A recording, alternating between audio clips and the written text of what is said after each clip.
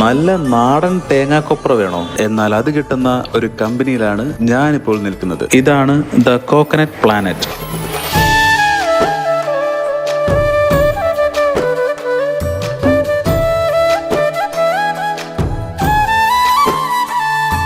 ഗുരുവായൂർ ചാവക്കാടിൽ നിന്നും വരുന്ന നല്ല നാടൻ തേങ്ങകൾ വെച്ച് മാത്രമാണ് ഇവിടെ കൊപ്ര ഉൽപ്പാദിപ്പിക്കുന്നത്. ഏകദേശം 65% ഓയിൽ ലഭിക്കുന്ന സൾഫറോ മറ്റു യാതൊരുവിധ കെമിക്കൽസോ ചേർക്കാതെയാണ് ഇവിടെ കൊപ്ര ഉൽപ്പാദിപ്പിക്കുന്നത്.